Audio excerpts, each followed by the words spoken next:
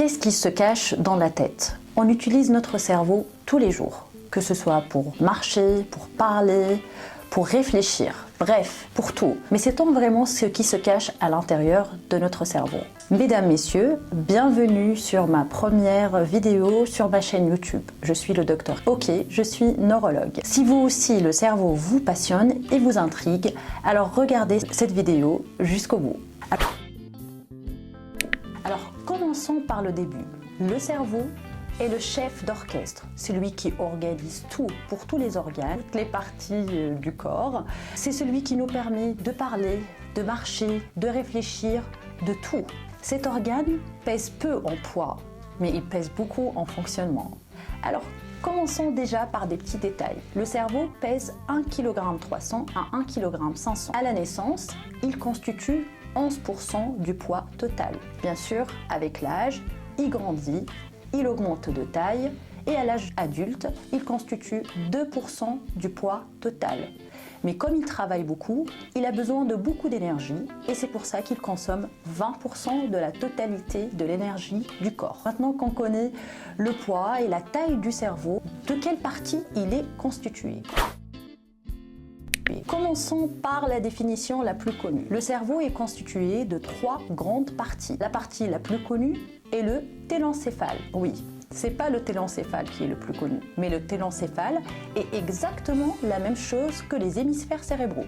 Les hémisphères cérébraux, on en a 2 parties, la gauche et la droite. Chacune contrôle une partie du corps. Par exemple, quand on utilise le bras droit, c'est la partie gauche du cerveau qui donne le contrôle. Et c'est exactement la même chose de l'autre côté et c'est toujours inversé. Alors si on regarde maintenant plus en détail ce que c'est les hémisphères cérébraux. Alors si on regarde en détail les hémisphères cérébraux, on va voir surtout en périphérie, la partie la plus superficielle s'appelle le cortex cérébral.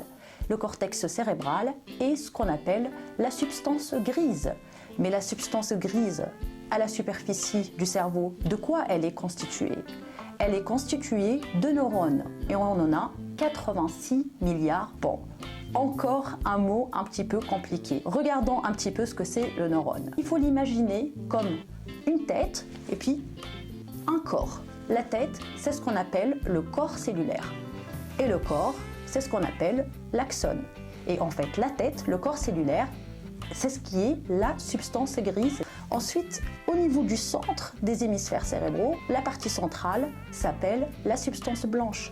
Et cette substance blanche, c'est le prolongement des neurones par les axones et les myélines. Alors, on a la substance blanche, on a la substance grise et on a les 2 hémisphères cérébraux. Mais du coup, la gauche et la droite, est-ce qu'ils communiquent ensemble? Oui. En fait, on a ce qu'on appelle un corps calleux.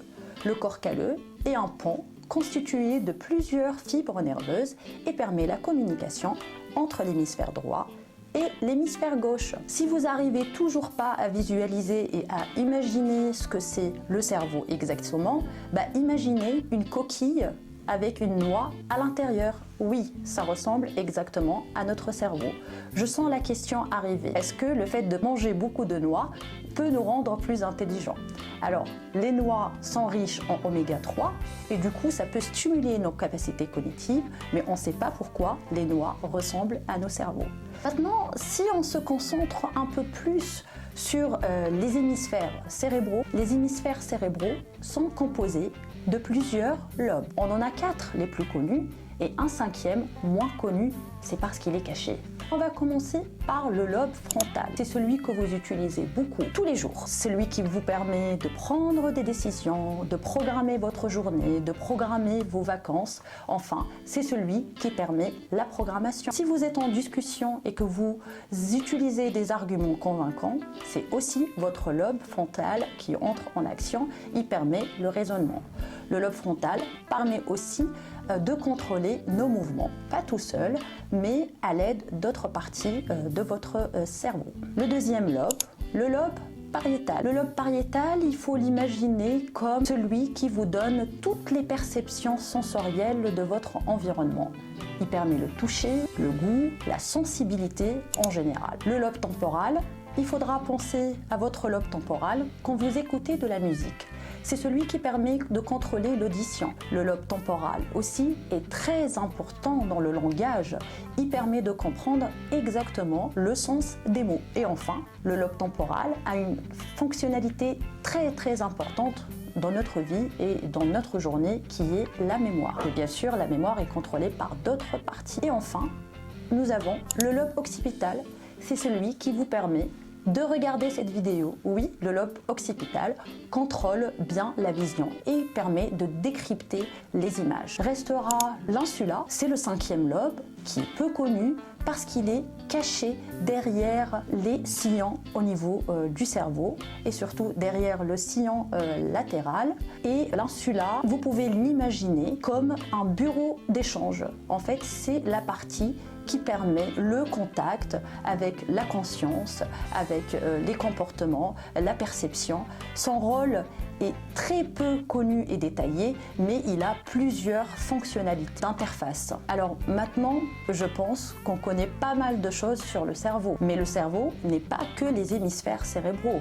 Il y a d'autres parties qui sont autant importantes que les hémisphères cérébraux. Alors la deuxième partie, qui est très importante, est une partie qui nous permet d'être conscient, d'être vigilant, de respirer, de contrôler notre rythme cardiaque. Il s'appelle le tronc cérébral. Le tronc cérébral est la partie basse qui se trouve en dessous des hémisphères cérébraux. Il est tout petit, mais ses fonctionnalités sont très importantes. Il est composé de 3 parties. En haut, le mésencéphale, au milieu, le pont, et la troisième partie, le plus bas, est le bulbe rachidien. Et enfin, il y a une autre structure très connue et très importante du cerveau, qui est le cervelet, qui se cache derrière le tronc cérébral au plus bas du cerveau. Le cervelet, on pourra penser qu'il n'a pas beaucoup de fonctionnalités, mais avec les données de la recherche scientifique, on sait maintenant que le cervelet permet un rôle très important, surtout dans le contrôle des mouvements. C'est celui qui nous permet d'avoir une bonne posture, c'est celui qui permet de régler l'équilibre, de régler la coordination et de régler notre position avec les yeux et les oreilles dans l'espace, dans l'équilibre, la posture et la coordination. Mais il a aussi des rôles indirects, et maintenant on le sait, dans l'apprentissage et dans les fonctions cognitives, dans tout ce qui est contrôle de mémoire. Alors le cerveau est très complexe. Une seule vidéo n'est pas suffisante pour expliquer toutes ces fonctionnalités. Alors si comme moi, vous êtes passionné par le cerveau, alors n'hésitez pas à aimer ma vidéo, à la partager, et vous pouvez aussi mettre en commentaire les sujets que vous souhaitez que je développe avec vous. Voilà, merci.